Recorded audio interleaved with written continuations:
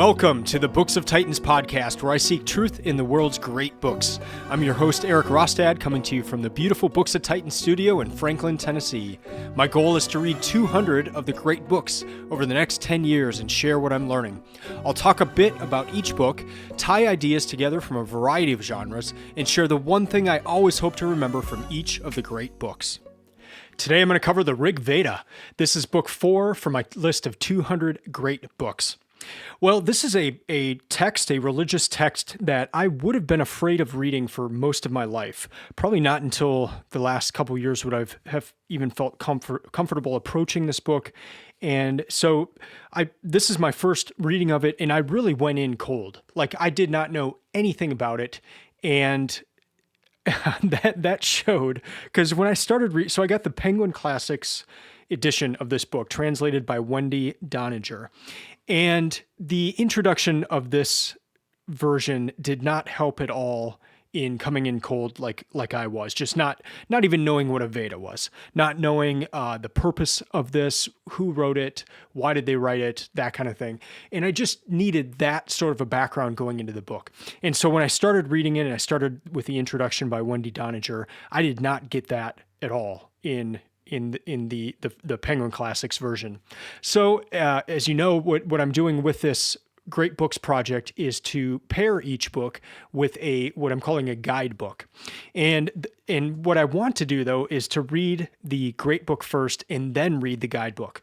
But in this case, I had to just stop reading the Rig Veda, and I had to go to the guidebook. And so I did that, and the guidebook that I chose was actually one written by Wendy Doniger. So the person who translated the Rig Veda, the version I was reading, wrote a book called The Hindus. And so I got that book, and so I shelved the Rig Veda and started reading this book called The Hindus. And it was everything I needed in order to help with my understanding of reading the Rig Veda. So if you're like me, if you're coming in cold, if you plan to read the Rig Veda, you may just need to do some sort of some homework to start off.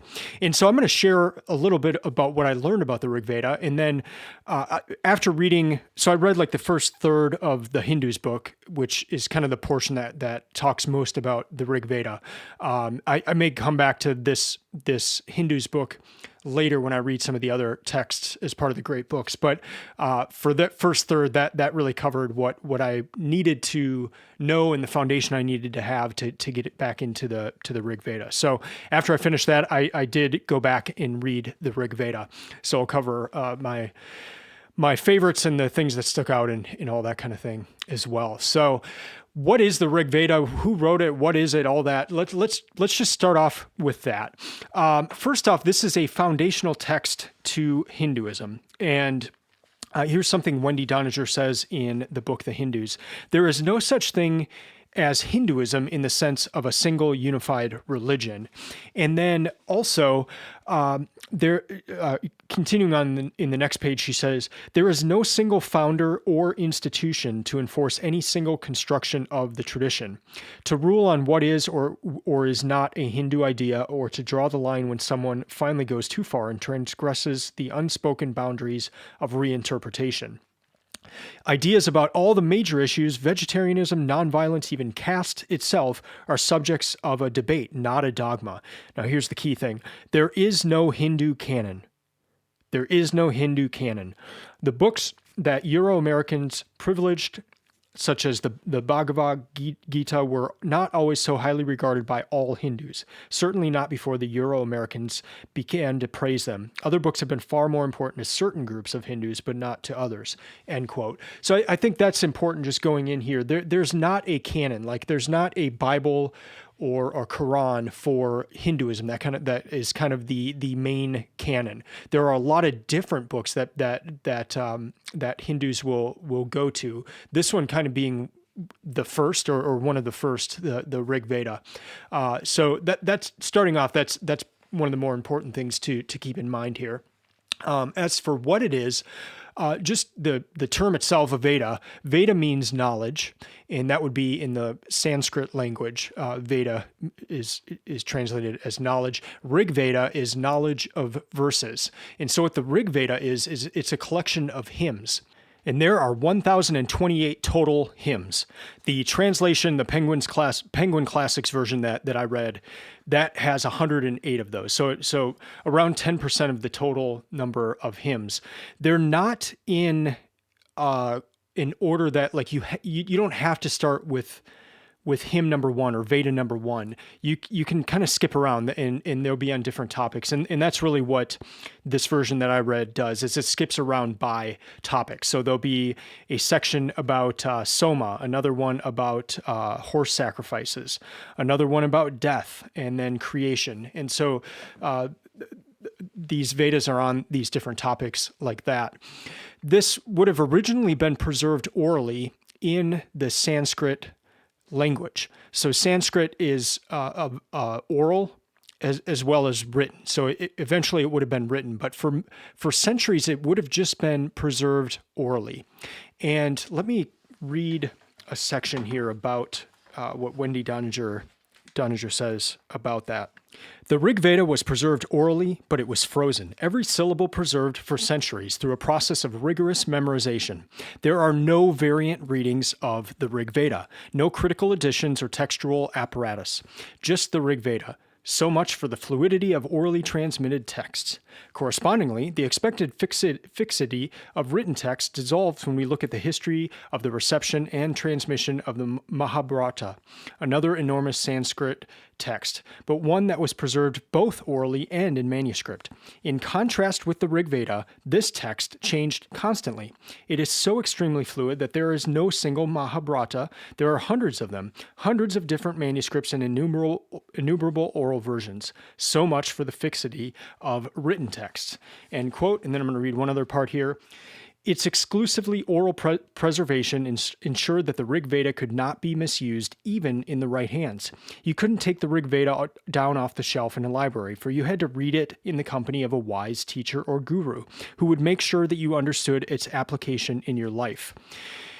Later on, it made no more sense to quote unquote read the Veda than it would be to simply to read the score of a Brahms symphony and never hear it, end quote.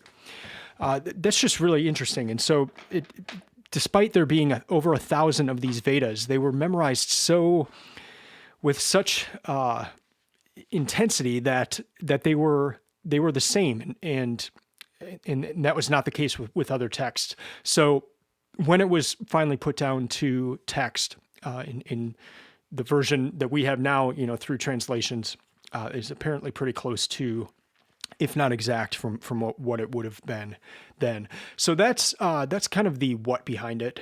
One other kind of fascinating part of that is that there were some priests who would have the entire thing memorized.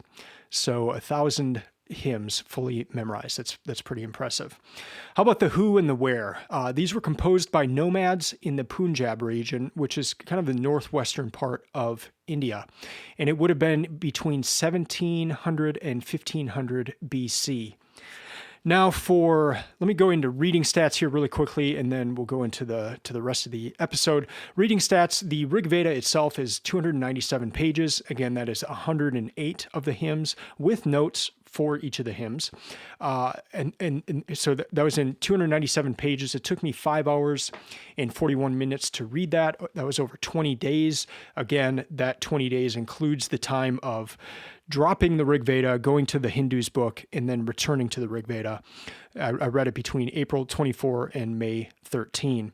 For the rest of this episode, there'll be 2 more segments. The next segment 2, I will cover 2 Vedas that stuck out, and then I'll go into 4 other Vedas that I thought were interesting, and I think you'll find interesting. And then in segment 3, I'll cover the one thing, my one key takeaway from the Rig Veda.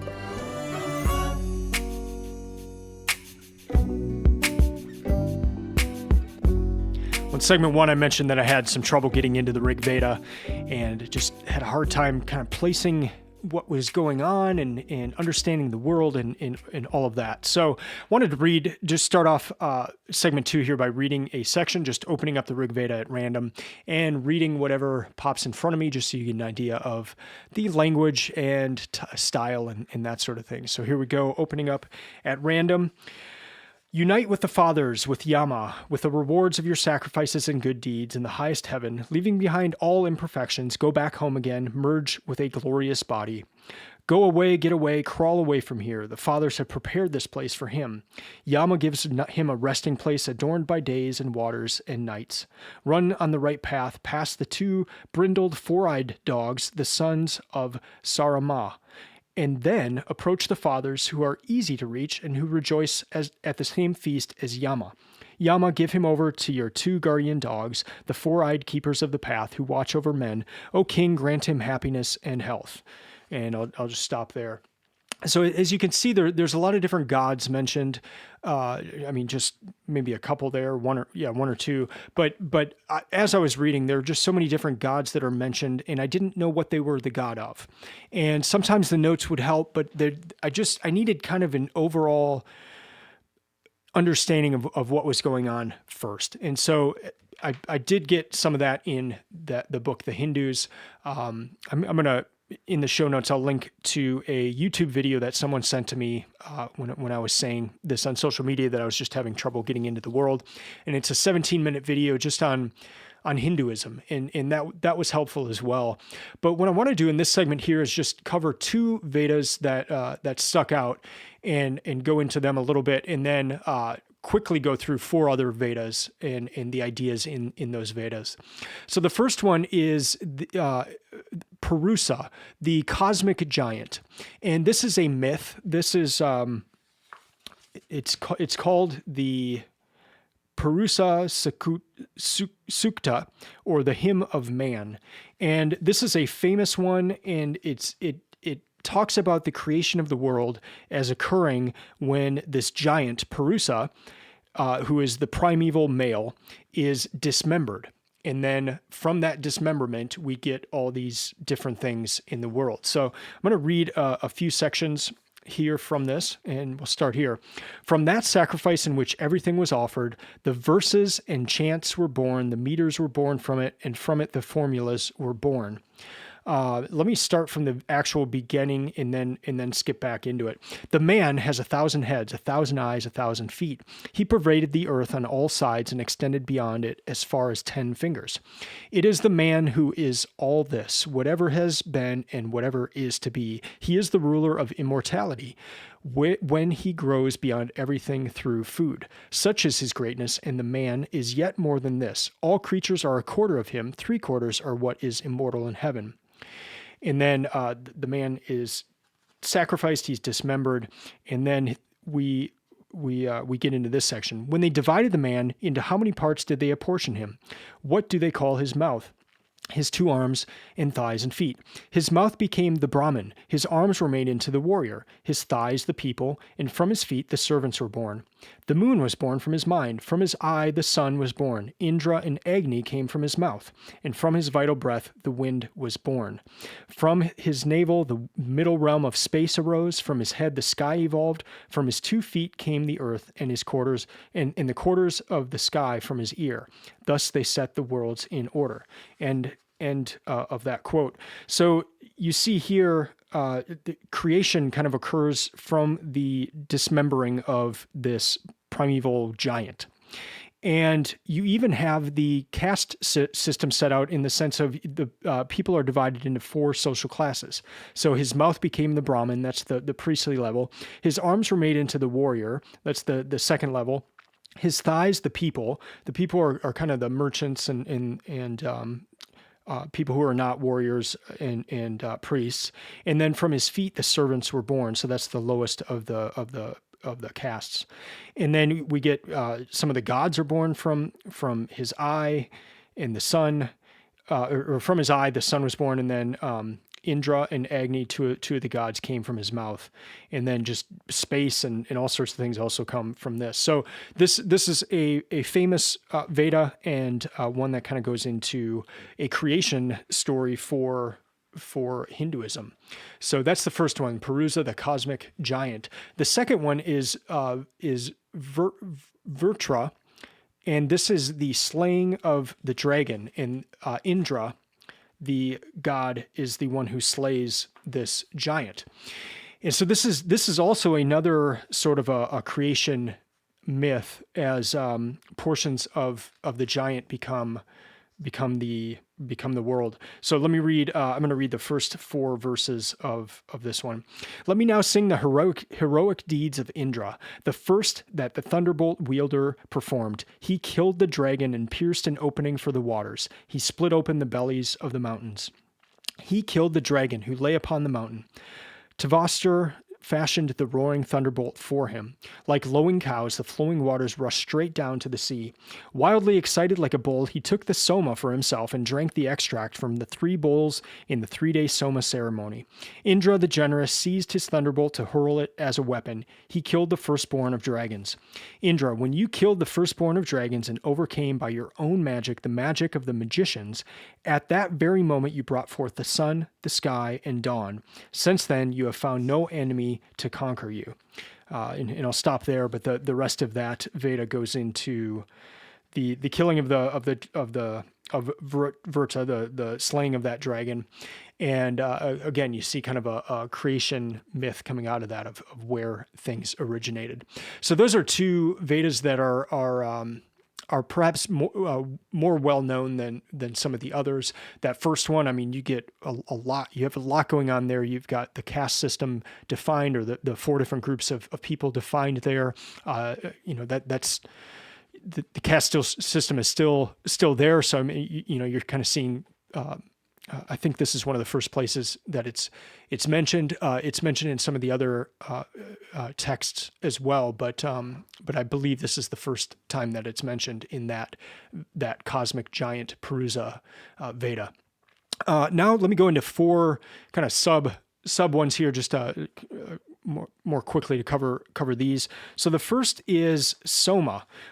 You've probably heard of Soma. I know I've heard of Soma. There's a Smashing Pumpkins song called Soma, but also in Brave New World, the people take this Soma to just kind of float through life in ecstasy, and that's kind of what you see here. I mean, I was surprised at the number of Vedas that dealt with Soma. I mean, there's an entire section of Soma-related Vedas.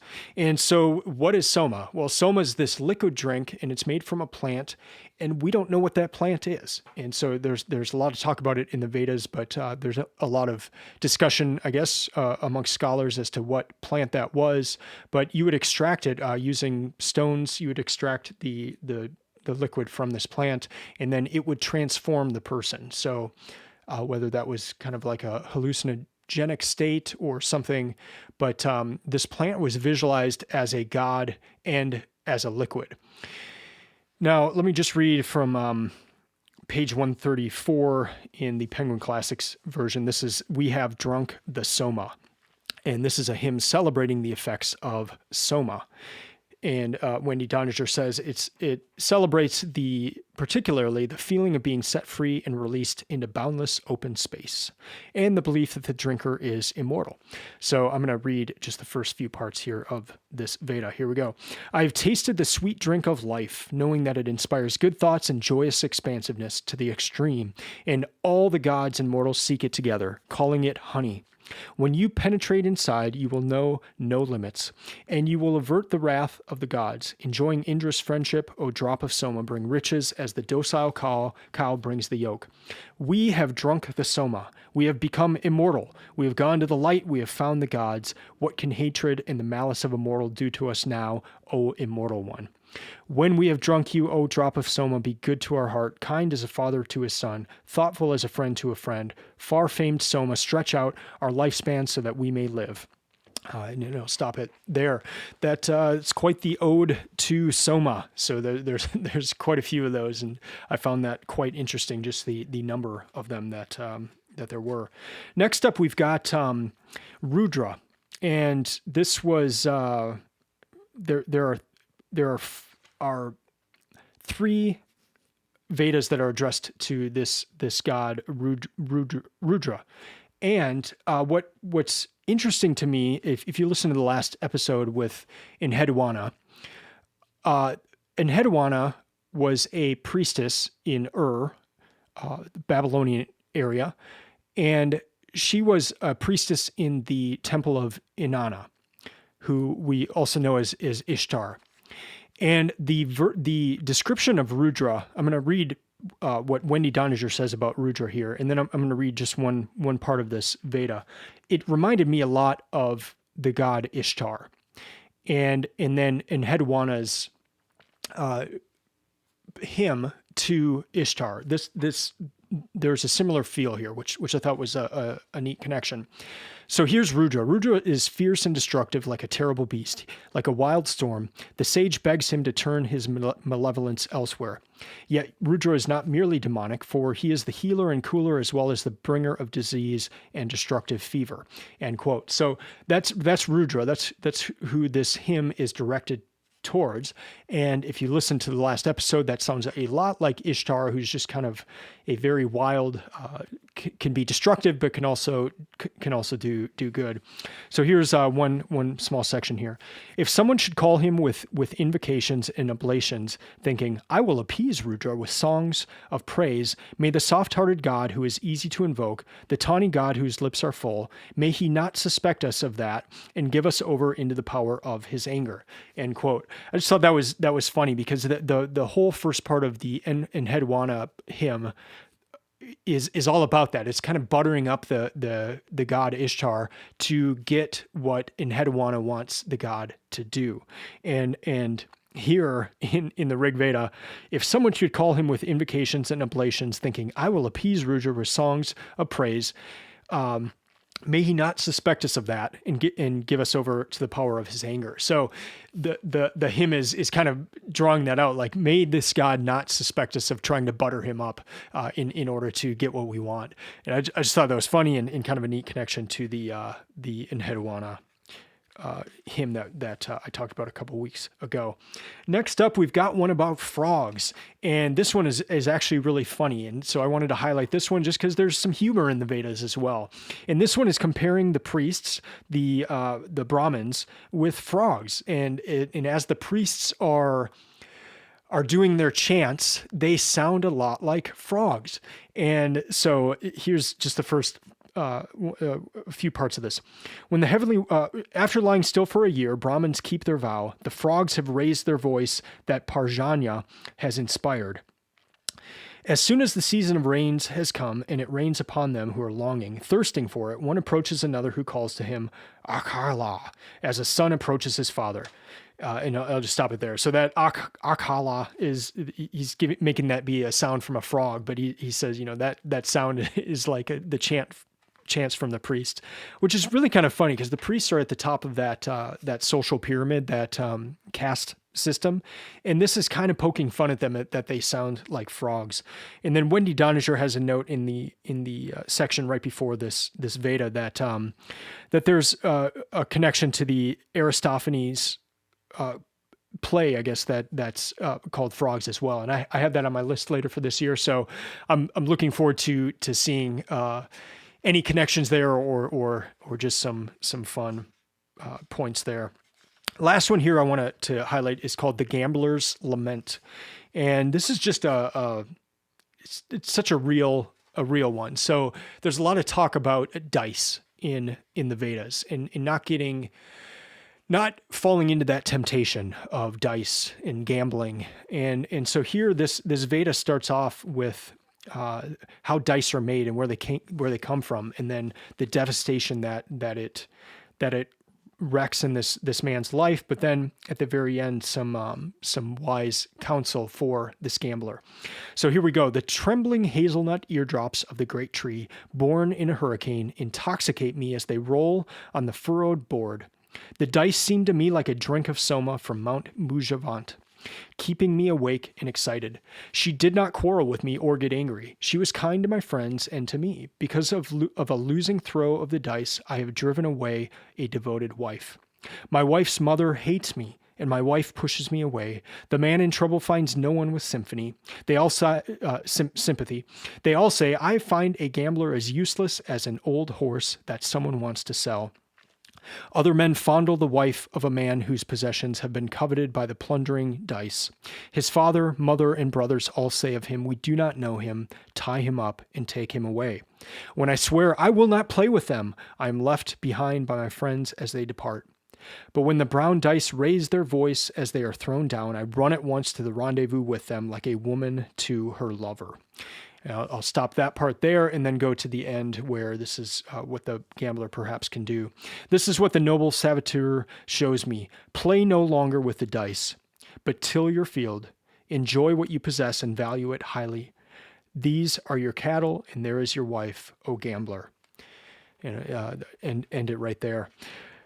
So real, so vivid. You see this man struggling with dice, and he loses his wife and his family, and his wife is fondled by other men, and yet he hears that even after all that, he hears the dice again and just kind of runs right back to it. I run at once to the rendezvous with them like a woman to her lover, and then at the very end, just play with it no longer. Play no longer with the dice. Go back to work, enjoy what you possess, value it highly. These are your cattle, and there is your wife.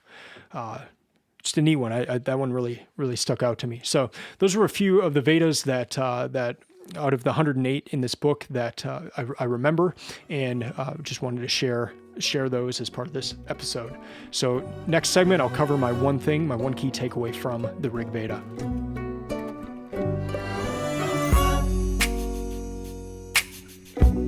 Now into the my one key takeaway from the Rig Veda.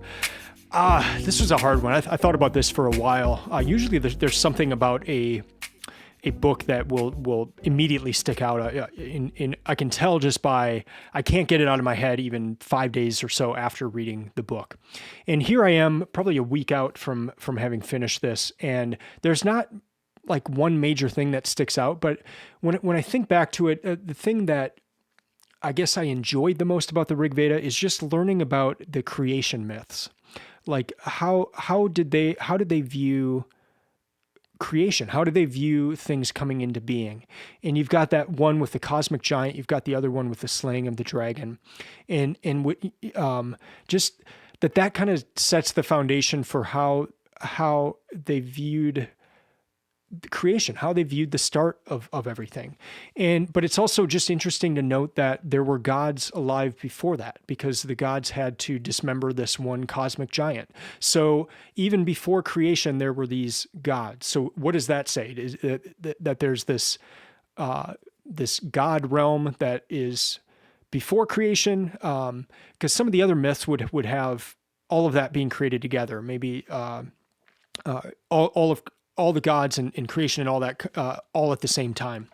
And so I'm just finding it interesting, and especially also reading about Mesopotamia. The book I'm back into now is kind of, I just read the Enuma Elish, and so that's the Mesopotamian creation and the Babylonian creation story. So their views, and so kind of contrasting that with what I saw in the Rig Veda. What I read about in Egypt, it's really interesting to see how these different cultures, religions, the ideas about the start of everything and where things came from, and then just how that contrasts with what we generally think now as well. So that's my main takeaway. One other thing that came up in the Hindus book by Wendy Doniger is she mentioned that there's a flood myth in Hinduism as well, in India, and it didn't get into it, and I don't recall seeing it in any of the Vedas, but that's just really interesting to me as well. You obviously have the Noah story in the Hebrew Bible. I found out in Gilgamesh that there is a flood story, a deluge story that was 1,000 years before the Hebrew Bible would have been compiled, and then now there's this flood story from India as well, and so it's just another neat thing that I've been learning about. I had always heard that there were a number of flood stories out there, but I'd never read about them. And just to read about them and to know that there's others out there, but then also just to compare and contrast the reasons for the flood and then the aftermath of the flood is really interesting as well. They're different. I mean, if you read the Noah story in the Bible, the reason that there is a flood to start with is much different than in Gilgamesh, why there's a flood.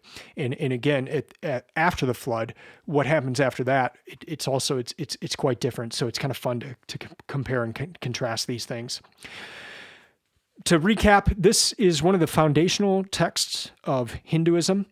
If you are like me and you want to read this, but just don't have any knowledge about what the Rig Veda is or Hinduism or anything, I highly recommend starting with some sort of a guidebook, whether that's kind of doing some research on YouTube and getting some basic understanding before you dig into it. That's one option. Or I really enjoyed the Hindus book. I got a lot out of that, and I read to around page 200. So if you read the first 200 pages of that book, you can get a pretty good basis and a good set, a knowledge set of who the gods are that are being talked about in the Rig Veda, who wrote this, why did they compile it, how was it compiled, all that kind of stuff.